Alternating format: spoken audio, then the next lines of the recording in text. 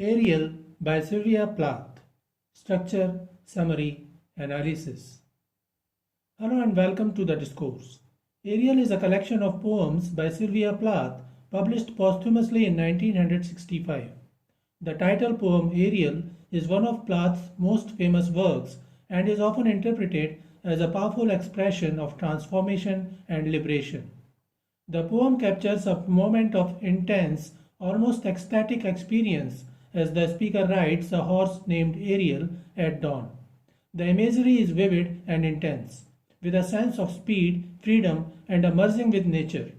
The poem is known for its intense imagery and emotional depth, reflecting Plath's own struggles and her quest for identity and self expression. The title Ariel has multiple connotations, including the name of the horse, the spirit Ariel from Shakespeare's The Tempest, and the Hebrew word for lion of God. Plath's work often explores themes of death, rebirth, and the complexities of the self, and Ariel is no exception. The collection as a whole is considered one of her most significant contributions to literature, showcasing her unique voice and her mastery of poetic form. It should be noted that Sylvia Plath had a pet horse named Ariel. In this free verse poem, a speaker sheds her inner burdens on a morning horseback ride, becoming one with the natural force she feels in her horse and the landscape. The speaker's liberating but dangerous ride has often been read as a metaphor for writing, female empowerment, and or psychological instability. Structure of Ariel. The poem is written in free verse, meaning it does not follow a strict rhyme scheme or meter.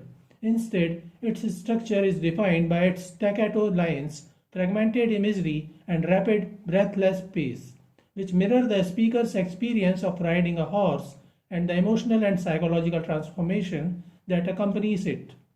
The poem follows no strict order, but one can divide it into 11 stanzas.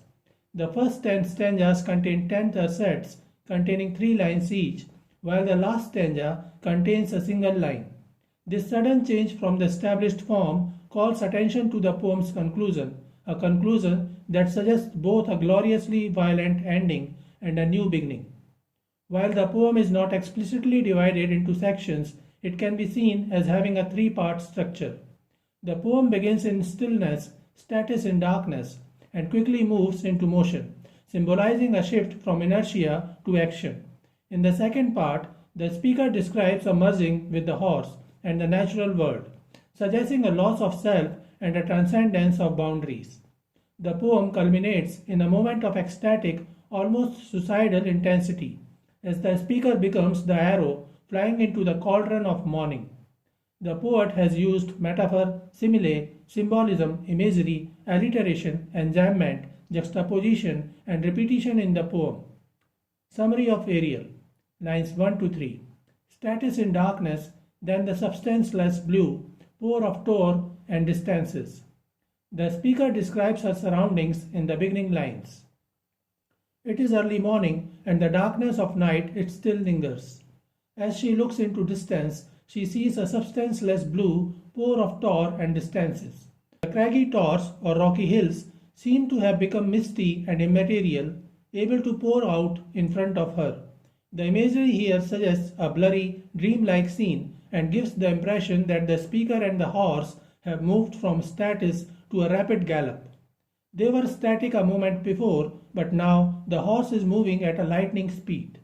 It should be noted that the speaker has not mentioned a horse yet, but the imagery suggests rapid movement, and the poem is about Ariel, the horse, which may also allude to the spirit Ariel from Shakespeare's The Tempest or the biblical lion of God.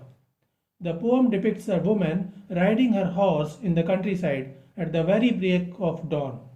It details the ecstasy and personal transformation that occurs through the experience. The poet has used juxtaposition in first stanza, expressing status and rapid movement in quick succession. Lines 4 to 6. God's lioness, how one we grow, pivot of heels and knees, the furrow. The speaker describes the horse as God's lioness, suggesting the strength and power of the horse. She is a fearful being. The horse is moving swiftly, and the speaker is only able to see flashes of the horse's movements. She sees the fast pivot of heels and knees, and how Ariel propels her forward, deftly navigating the terrain. Lines 7 to 9 splits and passes sister to the brown arc of the neck I cannot catch. The speaker compares the furrow or the foot marks made by the horse on the ground as she runs swiftly to the brown arc, or the horse's swiftly moving neck. They are like sisters moving together. The speaker also expresses her bewilderment as she finds it difficult to keep a hold on the brown neck of the horse. The speaker feels as if she is losing the little control she had over the situation.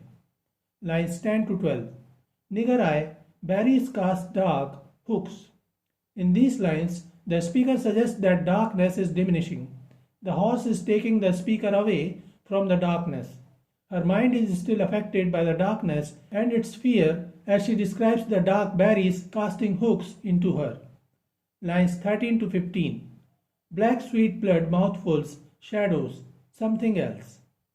The speaker describes the blackberries as black sweet blood mouthfuls, offering a sense of dread and danger, as if something sinister is about to happen.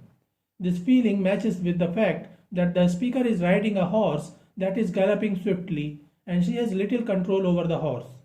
She sees shadows and more flashes as she rides, and there is something else. Lines 16 to 18.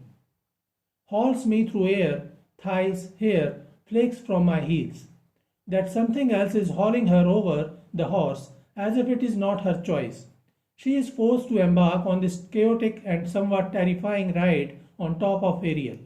She describes the power of Ariel as the horse is carrying her wherever it wants. She feels as if her own legs, thighs, hair are falling like flakes from her heels, as if she is self-transforming into something else. Lines 19 to 21. White, Godiva, iron peel, dead hands, dread stringencies. In these lines, the speaker brings contrast by describing herself as white. She represents the opposite of darkness that she has tasted in the dark blue berries. She alludes to herself to Godiva, a historical Anglo-Saxon noblewoman who rode naked on her horse, covered only by her long hair, through the streets of Coventry to gain a remission of the oppressive taxation that her husband Leofric imposed on his tenants. By doing so, she proved her loyalty to her husband and her generosity for the tenants. The speaker amid the ride can slough off things of no consequence. Dead hands, dead stringencies. She is shedding the person that she has been and is becoming someone else. Lines 22 to 24. And now I foam to wheat, a glitter of seas, the child's cry. The speaker views herself as the foam on wheat, as a sparkling of light on the ocean. She discerns a child's cry through a wall but ignores it. The speaker begins to realize that this ride on Ariel is more than just an accidental brush with disaster. It is a wake-up call, an opportunity to change her way of life. She is changing from foam to wheat and shedding her old self. She is becoming one with the landscape she is flying through. Lines 25 to 27. Melts in the wall and I am the arrow. The speaker ignores the child's cry. Her own existence is paramount to her. She is getting rid of her dark past. The child's cry disappears out of her consciousness. She is part of nature with no need to dwell on the past. Like an arrow, she is speeding away from the darkness that is her past. Now she is one with Ariel, the horse. Lines 28 to 30. The dew that flies, suicidal at one with the drive, into the red. She compares herself to the dew that is quickly vanishing. She describes herself as suicidal, suggesting that she is ready and willing to forget or kill her past. The speaker and her horse, Ariel, are now one, and they know where they are driving. She is no more afraid of the horse or the ride or the changes she has to go through. She is one with the horse now, and she is confident of her destination. The speaker's suicidal impulse is paired with a sense of unity and purpose, creating a tension between destruction and transcendence. Line 31. I, the cauldron of morning. The speaker can see a new, intense burning light at the end of her tunnel, and she, Ariel, is heading straight for it. This is where she will find her new life. So this is it for today. We will continue to discuss the history of American English literature. Please stay connected with the discourse. Thanks and regards.